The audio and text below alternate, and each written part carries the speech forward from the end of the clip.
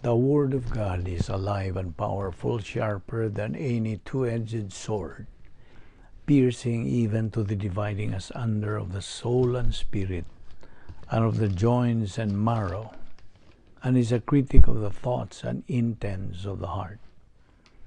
Ang tibuok nga kasulatan gipaginhawa sa Dios ug may kapuslanan alang sa pagpanudlo, alang sa pagpamadlong ug alang sa pagmatuto sa pagamatarong, aron ang tao sa Dios mamahingpit masinangkapan alang sa tanang maayong buluhaton. Sa dili pa kita magapadayon sa pagtuon sa pulong sa Dios, ato nang basahon ang pipila ka mga bersikulo nga agi og pangandam sa atong pagabuhatong pagtuon sa pulong sa Dios. Ang pulong sa Dios diha sa Salmo 119:105 nagaingon, Your word is a lamp unto my feet and a light unto my path. And the gospel must first be preached to all the nations. Amos chapter 8 verse 11 says, Behold, the days come, saith the Lord God, that I will send a famine in the land, not a famine of bread, nor a thirst for water, but of hearing the words of the Lord. My son, do not forget my teaching, but let your heart keep my commandments. For length of days and years of life and peace, they will add to you. How happy are those who hear the word of God and obey it. But be ye doers of the word, not hearers only, deceiving yourselves. For the word of the cross is foolishness to those who are perishing, but to us who are being saved, it is the power of God. Therefore, my beloved brethren, be steadfast, immovable, always abounding in the work of the Lord, knowing that your toil is not in vain in the Lord.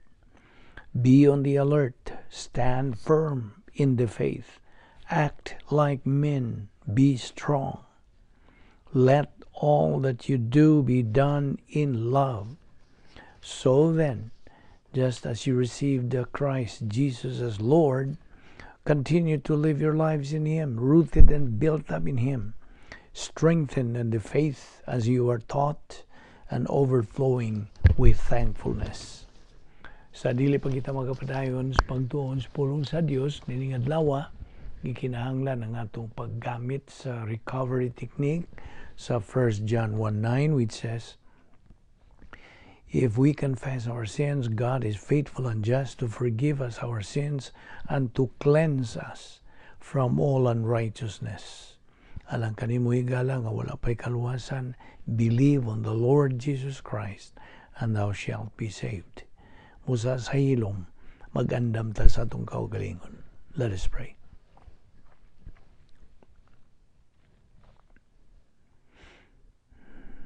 Magampo ta. Balaan na mo nga Dios, nagapasalamat kami kanimo unas tanan sa imong pagdala kanamo na usab ning dapita aron kami makapadayon sa pagtuon sa imong pulong. Salamat o Dios sa imong grasya nga naglihok sa imong kinabuhi bisan pa nga among pagtuon sa imong pulong kining tanan gikan man sa imong grasya, gikan sa imong pulisa nga grasya, imong kaluoy, imong gugma. Musa salamat o Diyos ning tanan, uban ni kami pinagis paghahom sa Espiritu Santo kanamo, aron kami imong matudluan sa tataw, sa tinaw, pinagis paghahom sa Espiritu Santo. Kining tanan among gipasalamatan sa ngalan ni Ginoong Hesukristo. Amen. Maayong adlaw sa tanan natong mga higala, mga suki ning atong Bible study through the YouTube under the Balbido Evangelistic Ministry. Kaninyo sab nga mga kaigsuunan diha ni Kristo, maayong adlaw kaninyo og pasalamatan nato ang Dios sa iyang paglugway sa tong kinabuhi. nga iya pagitang gipabuhi gumikan kay nagalihok pang iyang plano nganhi sa atong kinabuhi. Busa magapadayon kita sa pagsibog sa unahan, pinagis pagpadayon sa pagtuon sa pulong sa Dios. Now, kitang mga magtuto, by the way, niya man kita magadupot ni nga itong tunanan nga giuluhan o divine guidance. Okay? Diyos nun nga pag-agak, tultol, o kanang sa katutong atong mga binseya, nining guidance, paggiya. Diyos nun nga paggiya, pag-agak, pagtultol. So, kitang mga magtutuo, ato namang naibawan, mga tinugyan na naman sa anak sa Diyos.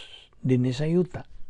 O ingon nga si Ginoong Kristo, siya ang representar kanato didto sa tuong kamot siyang amahan, kita usab nagarepresentar mga tinugyanan sa anak sa Diyos.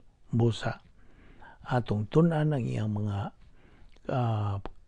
pulong aron makatunan nato ang iyang mga huna-huna, mga kabubuton, mga tuyo, mga plano sa atong kinabuhi. Mao ni nagsigi tagtuon. O ato namang naibawan nga kita mga magtutuo, we no longer live by sight but by faith.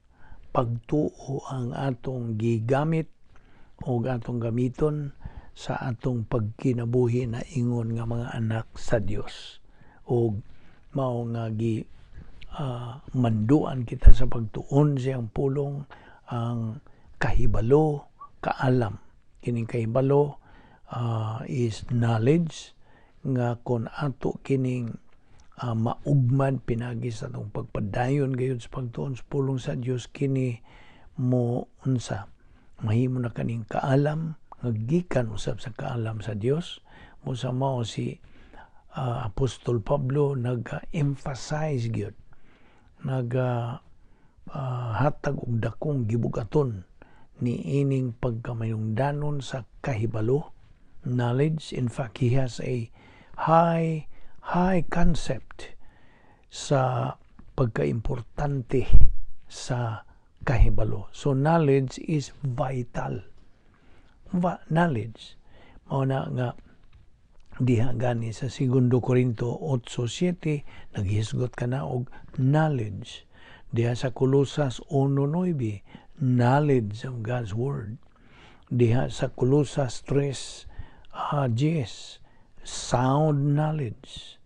Diha sa Episo 4 renew your mind.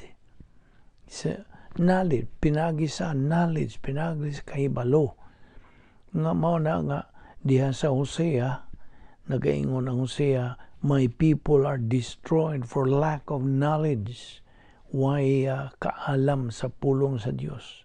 So knowledge is important and very essential kanatong mga magtutuo.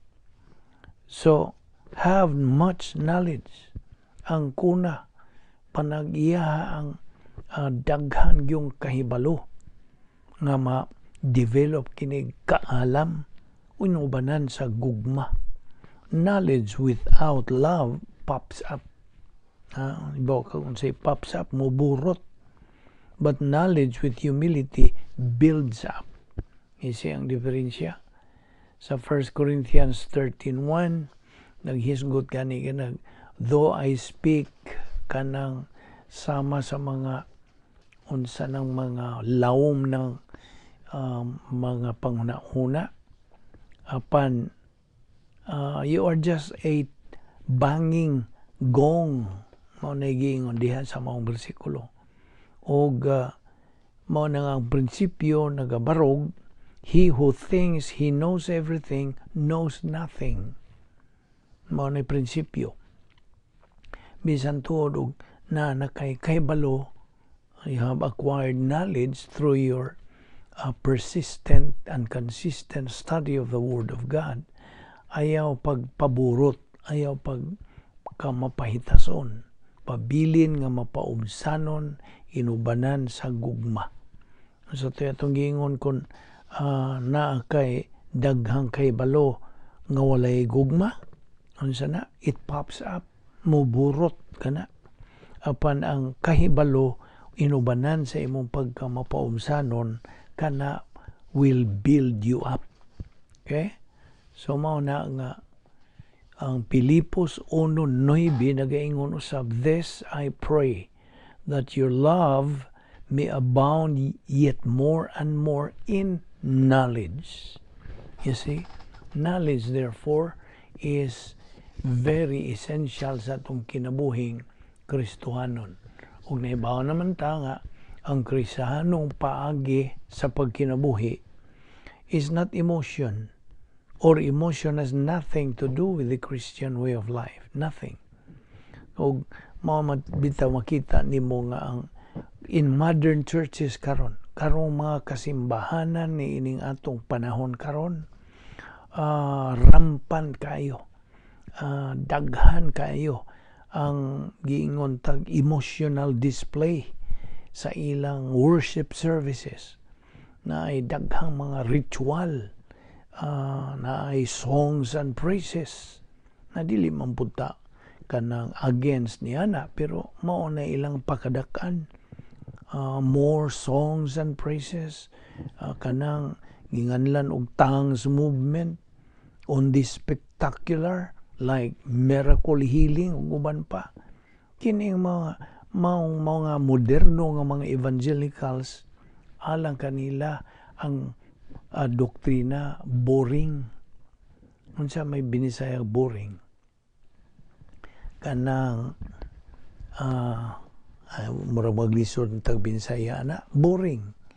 Mao na kun mo imbitar kanila pagtuon sa pulong sa Dios, siya kandi sangko kay ako'y daghang buhaton unya, daghan sila mga balibad, apan ang tinuod wag sila gana, wag sila kainit, way kaikag, way tinguha nga mo tuon alang kanila boring.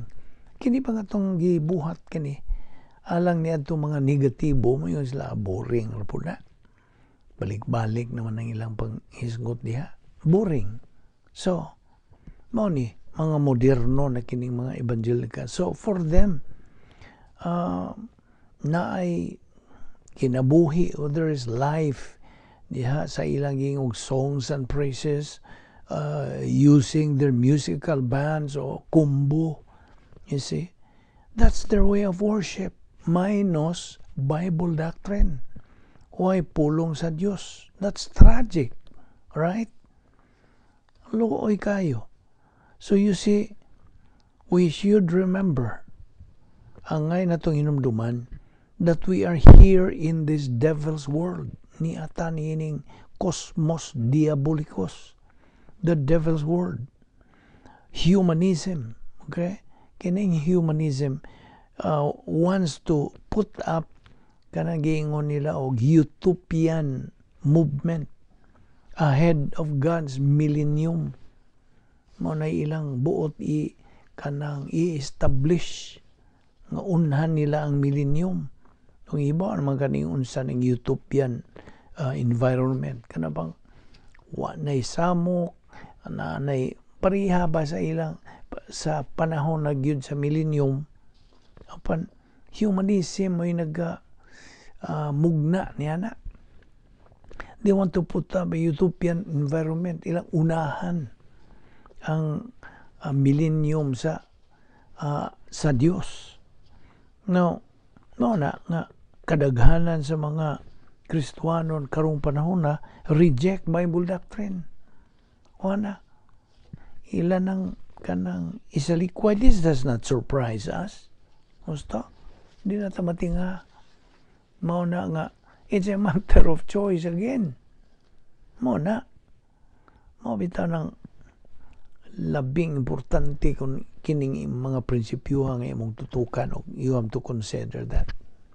Now, with God, nothing is impossible. Kining atong ginabuhat din pag tuon sa pulong sa Dios sa adlaw-adlaw nga paagi. alang sa Dios. Why imposible? That's what it means when God's word says, your mustard seed faith moves mountains. Nakana, kinibang kaya ang gikinahanglan rang pagtuo, ang gidakos pagtuo, murara ingong kagamay sa lisos mustasa.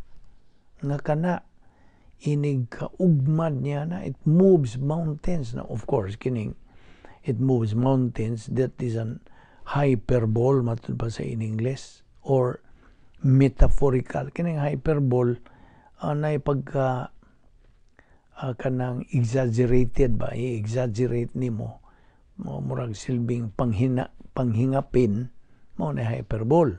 Ang metaphorical, yun ta mapasumbigayon, murag silbing sumbingay. Okay? O timan na nato nga ang pagtuo mao gyud ang atong gisaligan.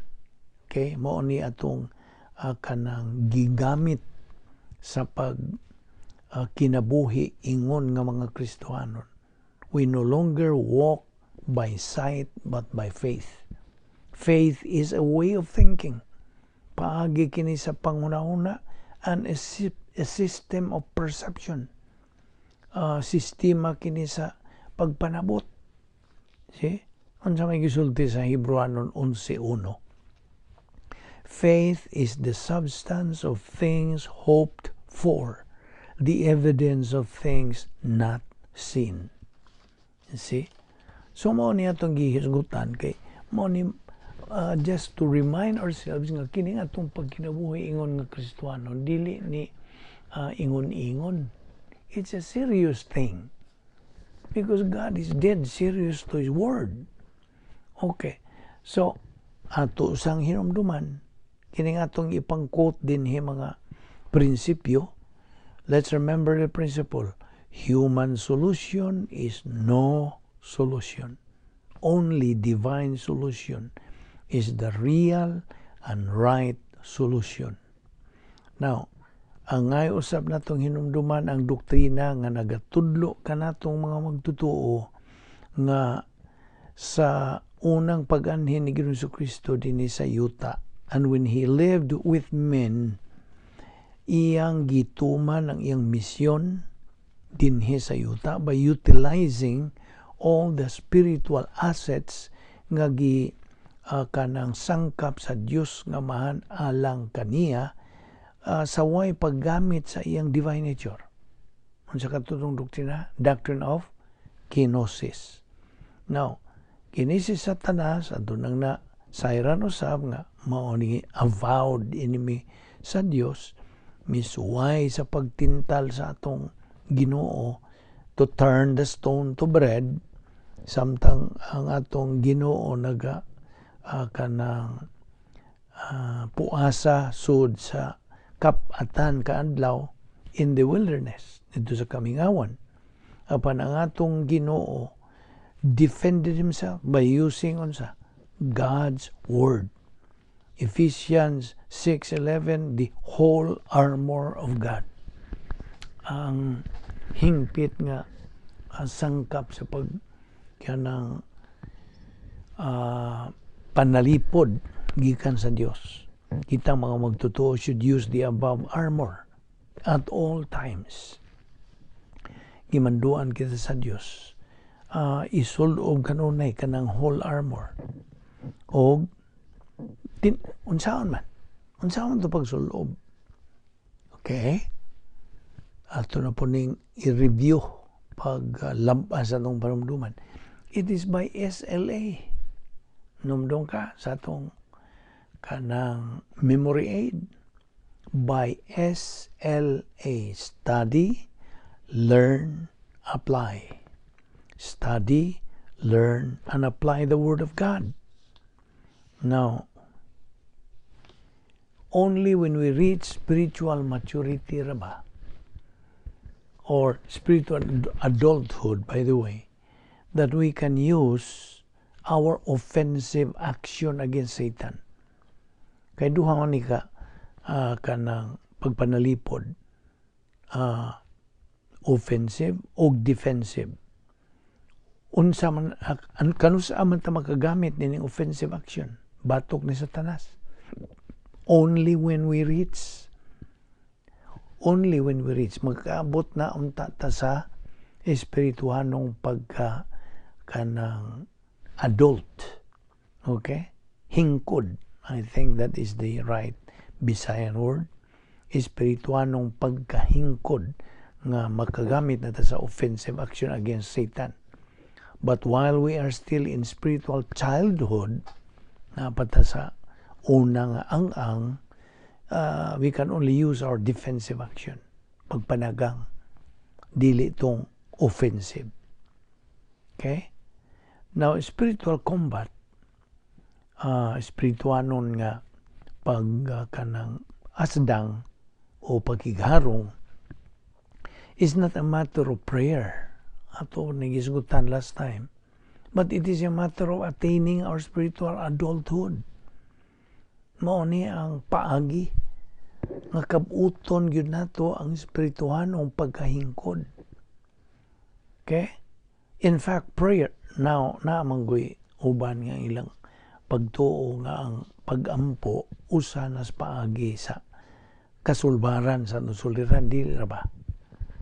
Prayer is not listed in the Word of God as a what? Problem-solving device. Dili. It cannot be. Prayer is not a problem-solving device. Do you know that? So, prayer is our spiritual communication with God, not a problem-solving device. Ang atong pagampo ba, mao kini ang atong espirituhanong pakigkukabildo, communicate with God. Oh, by the way, when we talk about the principle human solution is no solution and only divine solution is the real and right solution, ang divine solution can only be learned inside our operational divine dynasty. Mao man ni ang kanang residence sa magtotoo. Kanato mga magtotoo, this is our residence. Operational divine dynasty. And so, kung naa ka diha magapuyo, if you are residing there, you are functioning and continuing in your spiritual momentum inside the royal palace. Na, by the way, mo nilaingan sa divine dynasty natong mga magtotoo. Royal palace. Harianong unsa? Palasyo. Kay mo man kini ang dapit diin imong ma-execute matuman kining unique spiritual life nimo ingon nga magtotoo. Mao na ang believer's offensive weapon. Okay? Nakasabot ka? So, kung maghiskotan nining prinsipyo nga human solution is no solution, only divine solution is the real, genuine solution, timan na nato nga ang Diyos nun nga kasulbaran o divine solution, anha lang nato makatuni sod sa atong dapit nga puluyanan. Operational divine dynasty. Kay mo kini ang atong permanent residence dinhi sa kalibutan. Okay? Mo na giandam sa Dios sa kaniya itong wapang tanan. Giandaman na taniyag dapit nga itong puluyanan. Our residence dinhi samtang nagakinabuhi patani ining walog sa mga luha. Okay? Ining yuta. So papuyon ta na, it's a mental attitude. Di man ina, ayon nakalimti. This is a system of thinking. Kay ang Christian way of life is a mental attitude life. So, kung buotang makagamit na nining offensive weapon, then we have to be sure nga nata magpuyo diya sa sod sa atong royal palace. Kasabot ka? So, atong hinumduman kadtong tulo ka spiritual skills. Wala na ni mo kalimti ha. Una niini, rebound. Ikaduha, Operation Z. Ikatulo, utilization of the 10 problem-solving devices. Okay, wapat na makahisgot pag-ayo nining Operation Z. Well, ato ning hisgutan, tukbilo na to ni later on. Now, so, ang espirituhanong pagkinabuhi, the spiritual life, nanginahanglan both offensive and defensive tactics, okay, to combat aron atong atubangon, okay, atong sagubangon, is that the right Visayan word, atong pakig-atubang sa atong mga espirituhanong kaaway, just like in martial arts combat. Okay? Now, kinahanglan hinumduman nato ang napulo ka mga kasulbaran sa mga suliran nga gisangkap sa Dios kanato, God's 10 problem solving devices nga na-deploy diha on the flat line of the soul. This is the believer's spiritual weapon. Mao niya nga atong espirituhanong kanang hinagiban, weapon. Now, so let's remember the 10 problem-solving devices. Una nini, rebound, and then feeling of the Holy Spirit. Ikatulo, faith rest drill. Ikaupat, grace orientation. Ikalima, doctrinal orientation. Ikaunom, personal love for God the Father. Ikapito, impersonal love for all mankind. Ikawalo, inner happiness. Ikapito ay kasiyam, personal sense of destiny. Ugang ika-10, occupation with Christ. So mo ni, ang napulo ka mga kasulbaran sa mga suliran nga gisangkap sa Dios kanato. Now, kining, by the way, kining first three niini, rebound, feeling of the Holy Spirit, ug ang faith rest drill, mauni, paminaw, kaninyo nga taon-taon na ning atong pagtuon, makatuhog ka na niini, nga kining tulo nga naguna sa 10 problem solving devices, ha?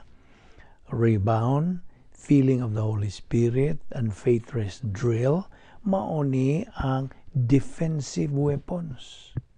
Okay? Defensive.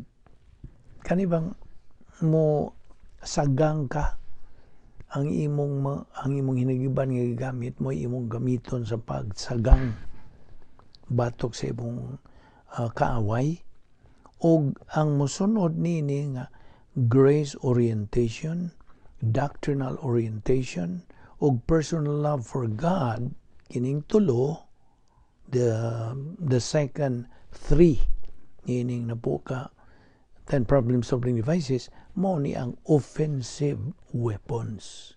Okay? Grace orientation, doctrinal orientation, o ang personal love for God. Mo ni ang offensive weapon na to. Now, sa diha nga ato nang maestablisar our defensive action, now we can kick off our offensive action. Then, makadaog kita, we will win in the spiritual fight. Akong balikon, once we establish our defensive action, atong establisara, we can kick off our offensive action, then we win in the spiritual fight. We use atong gamiton ang spirituanong kahanas, skills. Ang sa katutong spiritual skills, tulo, spiritual self-esteem, spiritual autonomy, o spiritual maturity. We use our spiritual skills. Now, ang tuyo tuod, the aim of our offensive action is to be able to fulfill God's protocol plan for our life. Mo ni ang tuyo o kanang tumong, the aim or objective. Kay ang offensive action sa Kristohanon in the post-salvation epistemological rehabilitation, appeal na ning outreach, evangelism, Christian functions, etc. Mao ni ang offensive action. Ang balikon, ang aim sa offensive action is to be able to fulfill. Kita makatuman sa protocol nga plano sa Dios sa atong kinabuhi. O a Christian's offensive action mao kining gitnanhan nato post salvation epistemological rehabilitation, outreach, evangelism or Christian functions, etc. Okay. Tuod na sa kapunto akong dadon diyan nimo. When we study God's word, we study it as a whole. Sa kinatibukan. Not just by verse or by chapter or grabe pa, worse, by just memorizing some verses without learning the doctrine or principles behind them. You see, that's why we have to study the Bible as a whole. Sa iyang kinatibukan. So, nakaila kita kang Ginoong Jesucristo, ang iyang hypostatic union, pinagis atong pagtuon sa Biblia. Pinagis pulong sa Dios. Unsa man nimo pagkakaton, kinsa ug unsa siya, kuno kay pagtuon. Nagaagad lang sa mga practices, mga ritual, mga programa sa imong simbahan, imong pundok. Unsa man nimo pagtubo. Unsa man nimo pagkaton, pag-ila sa Dios. Of course, ang ila laging kapikadakan kanang ila makita. Manang nagahimo sila mga simbolo diha, mga Dios diha ngaron makahinumdum kuno sila sa Dios. Dili na mao. God is a spirit. Those who worship Him must worship Him in spirit and in truth. Na pinaagi sa Espiritu Santo og sa kanang imong tawhanong espiritu, human spirit, og sa kamatuoran. Kini nga atong gitun-an mo ni kamatuoran ikan sa pulong sa Dios. Mao na ato lamang mailhan kinsa ug unsa ang Dios pinagi sa atong pagtuon sa iyang pulong. Pagtuon, pagtuo, paggamit niya ng imong nakatunan. Okay? Klaro? Now, si Ginoong Jesucristo, mao kini siya ang main subject o mao sentro sa atong pagtuon sa Biblia. Mao hinungdan nga kita nagatuon sa Christian way of life to be able to fulfill nga kita makatuman sa kabubuton sa Dios atong kinabuhi samtang niya patanining yuta while we are still on earth.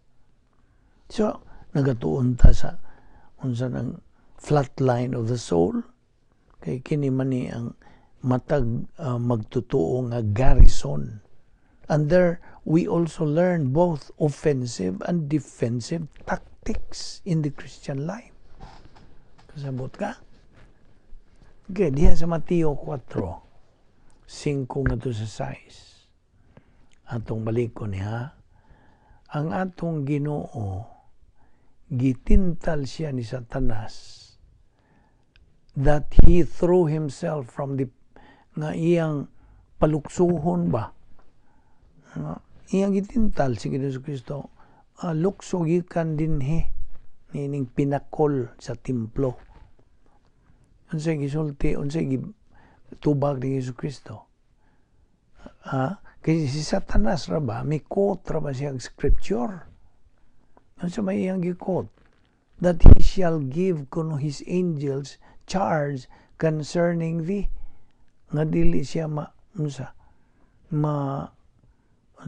dili siya ma-injured o unsa madaot kung mulukso siya ambak dili lukso. Of course mulukso man mo ambak, no? So mo to pagtintal ni Satanas nga iyang paluksohon sa Ginoong Kristo paambakon gikan niya tong tumoy niya to pinakol niya tong templo niya. So may quote pa kunuhay si Satanas niya. He quoted Psalm 91:11. Unsa gisulti diya sa Salmo 91:11. For he will give his angels charge over thee to keep thee in all thy ways.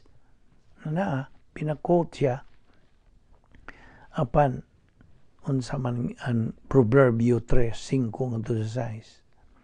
Trust in the Lord with all your heart and lean not on your own understanding.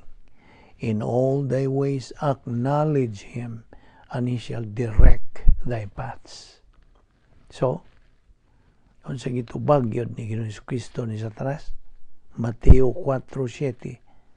Mitubag si Ginoong Kristo kaniyag nahisulat again, it is written again, thou shalt not tempt the Lord thy God. Mao to gitubag ni Ginoong Kristo. Now, okay, ato na ni singit na po aron di na ni makalimtan. 3 spiritual skills: feeling of the Holy Spirit, metabolize Bible doctrine, o ang imong paggamit sa God's 10 problem-solving devices. Now, niya pa tamaga tuki bahin sa hypostatic union ni Ginoong Jesucristo, okay? Now, ang hypostatic union ni Ginoong Jesucristo, usa kini ka doktrina that he is 100% humanity and 100% deity. 100% pagkatao, 100% pod nga pagka-Dios. Apan angay natong hinumduman kanunay that although the two natures are separate from each other, separate sila, the two natures do not mix together. Wa na sila magkasagol. Mao'y hinungdan. That's what makes our Lord Jesus Christ the unique person in the entire universe. Kining maong doktrina, therefore, nanginahanglan og makuti nga pagtuon, meticulous and careful study. Nganuman, tubag, tungod kay kining maong doktrina has been so misunderstood and so misinterpreted by many religious groups. Daghan ang naga-misinterpret nini. Now, nang kinahanglag makuti. Okay? Dupot yung pagtuon.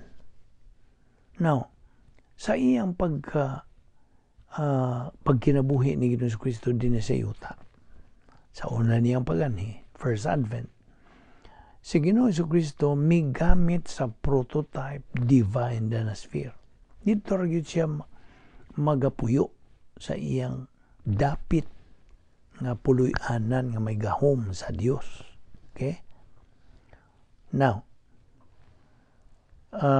timan ining ni ay panultihon nga Latin. This is a Latin saying nga si Ginoong Jesucristo, posse non peccare. Unsay bot pasabot? Able not to sin. Posse non peccare. Able not to sin. Nganuman, tungod kay siya nagapuyo lang didto sa prototype divine dynasty all the time. Sa tanang higayon, didto ra siya magapuyo. Wa siya mugawas. Okay? So mo na pose non pecare, able not to sin. Sa laing bahin, na po'y laing Latin nga panultihon, non pose pecare. Non pose pecare. Yung sibot pasabot, not able to sin. Ngano? Tungod kay siya Diyos. Kasabot ka? Akong balikon. Ang Latin nga pinulungan, pose non pecare. Sa in English, gihubad nag able not to sin. Because, dito siya magapuyo sa iyang dapit nga may gahom sa Dios. Prototype, divine danosphere, all the time. Mao nang pose non pecare, able not to sin. Whereas ang usa ka Latin nga panultihon, non pose pecare, nagpasabot sa in English og not able to sin. Tungod kay siya Dios. Nakasabot ka ba ito? O naklaro ba nimo to? Nakuha ba nimo? Now, ato namang natunan nga si Ginoong Jesucristo kanang sandig lang, dependent lamang upon His humanity not to sin. Okay? The Lord Jesus Christ depended upon His humanity not to sin, upon kinahanglan hinumduman nato nga He did not depend on His deity. Wa siya magasalig o wa siya magasalig sa iyang pagka-Diyos. Ngano?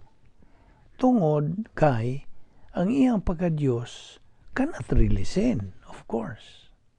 Nabaligoy Diyos nga magkasala. So, because His deity cannot really sin, but His humanity can sin. But He was not able to sin. Do you know what I mean? Kasabot ka ba?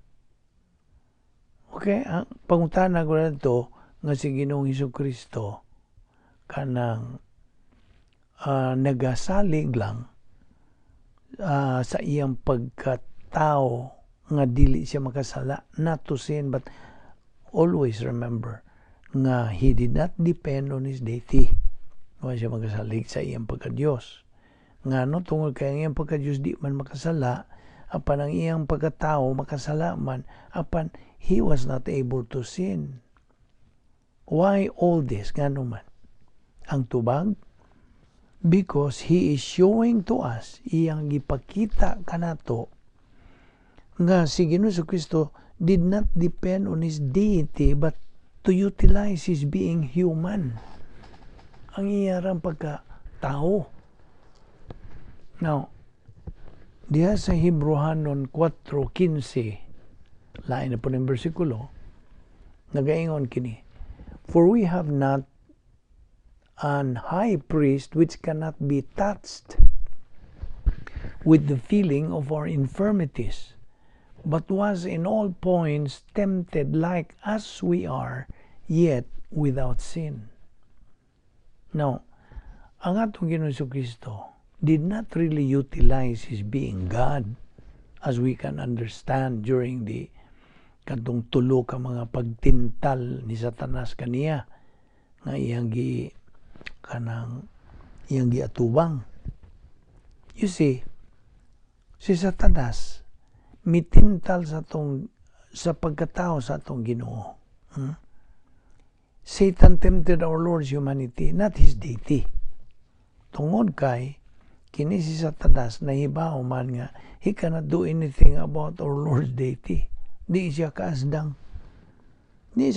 sa pagka-Diyos ni Ginoong Jesucristo. So, si Satanas mi punting siya sa pagkatao sa atong Ginoo on our Lord's humanity by tempting Him. Moto iyang gitirahan ang pagkatao. The target of all forces of evil was our Lord's humanity. Ayaw ni kalimti. Again, since our Lord's deity cannot be tempted, si Satanas kanang punting sa pagkatao ni Ginoong Jesucristo. That is why Ingon nga mga magtutuo ni Kristo, kita gimanduan to learn and apply God's spiritual assets to be able to suppress all temptations. Mao ni hinungdan nga sige tagtuon sa pulong sa Dios. Aron sa ingon niya na kita makakaton, makatuo, makagamit na niining mga kanang kaayuhan, mga benepisyo, spiritual assets nga gisangkap sa Dios kanato aron kita makapitol. I think that's the right Visayan word for suppress, no? Mapitol na to ang tanang mga pintasyon nga mohampat na nato. Now, we have no excuse not to be victorious against any temptation. Wa gyud ka pangulipas. Wa tay rason nga dili ta magmadinaugon batok sa mga tentasyon.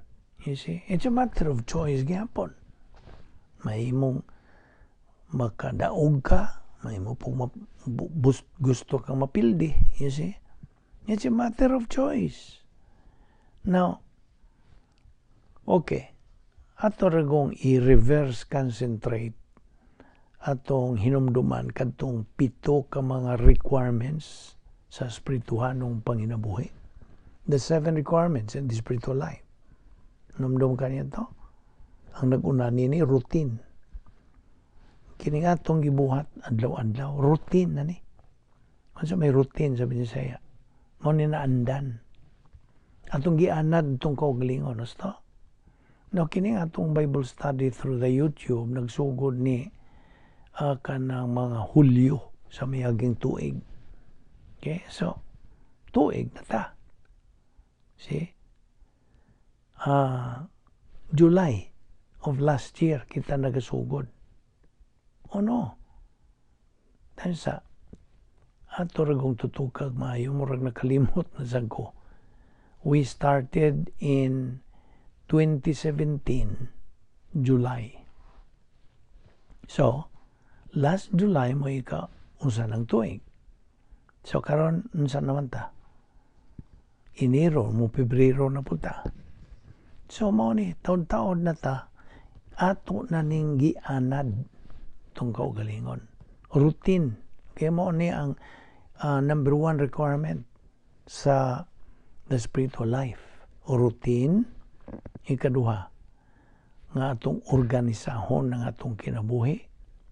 Atong kanang hapsay, organize ang atong kinabuhi.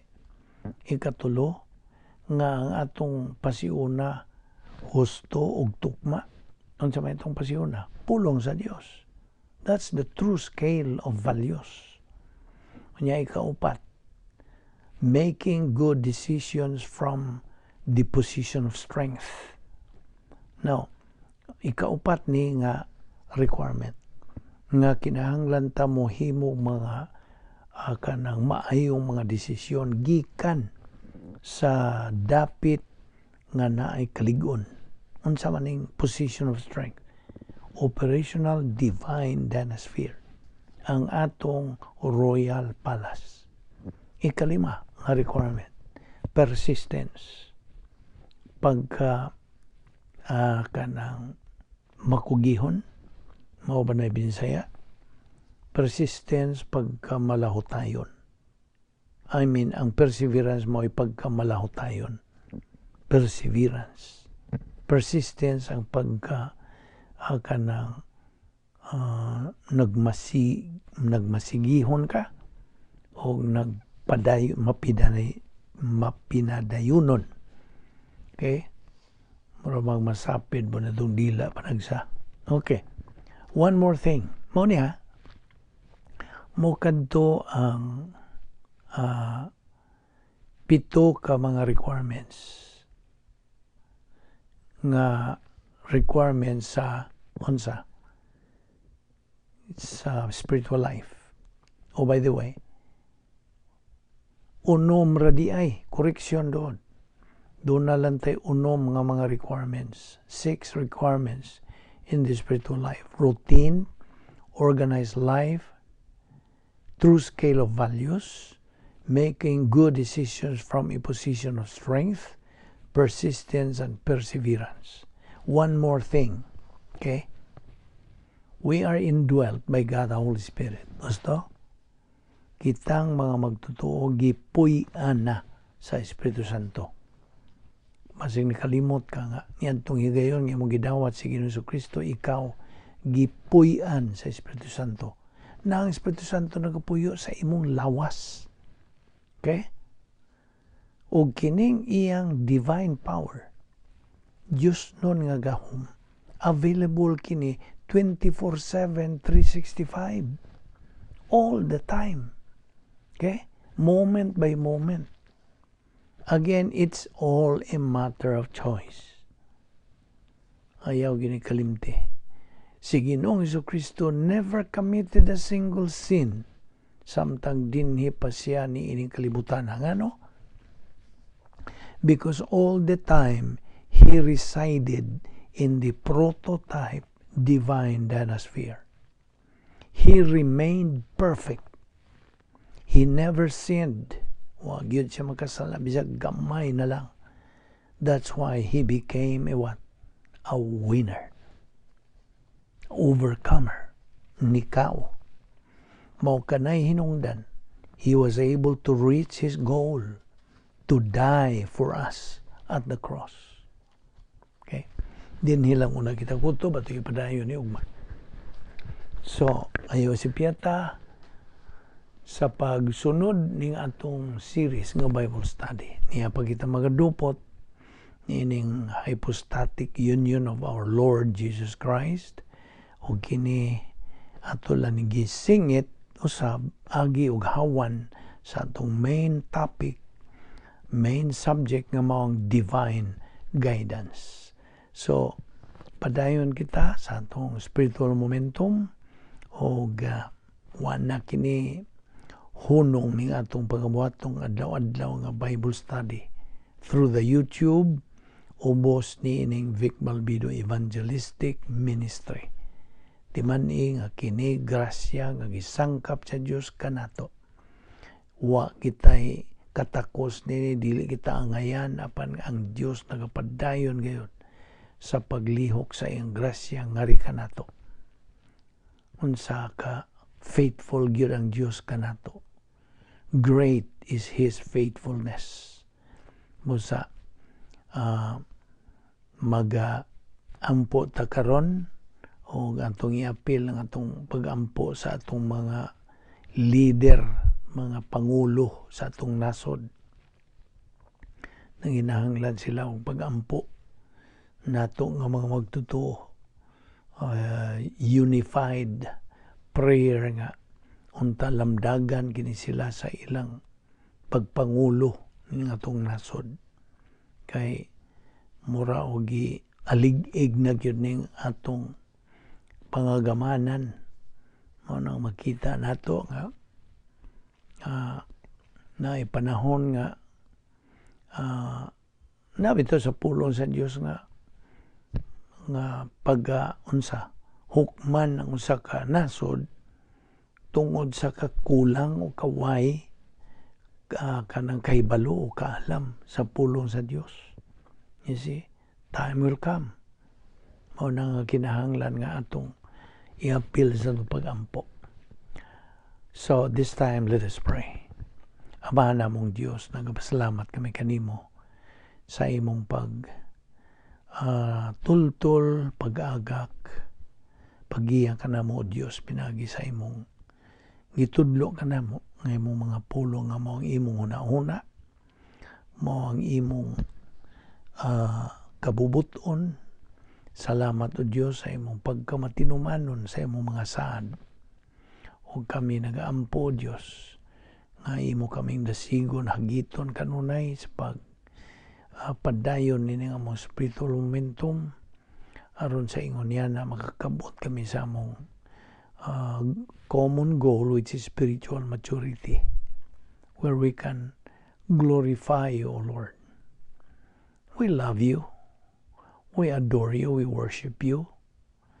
We respect and glorify you, O Lord, who deserves all the honor and glory. Nagampo kami, O Diyos, sa among mga pangulo, ngayon mo silang lamdagan, nga makagamit sila sa ilang nakatunan ng mga kaalam diya sa imong pulong. Kung sila mga magtutuo na, unta sila lamdagan nimo, nga makaamgo sila unsa kami ng danon ng imong mga pulong. Kay kiniraman ang among giya. Ikaw nagapaklaro ka na mo, nagapatinaw ka na mo ang sa imong mga kabubuton, imong mga tuyo o plano sa among kinabuhi. Salamat ning tanan, o Diyos, uban ni kami sa among pagbubuhag. Ini nga dawa, idikay kami sa mga kabilinggan, dada kami pagbalik. Ini nga among Bible study through the YouTube, aron kami makapadayon kayo sa pagsibog nga sa unahan. Kayong tanan, among ipasalamatan sa ngalan ni Ginoong Jesucristo, among manluluwas. Amen.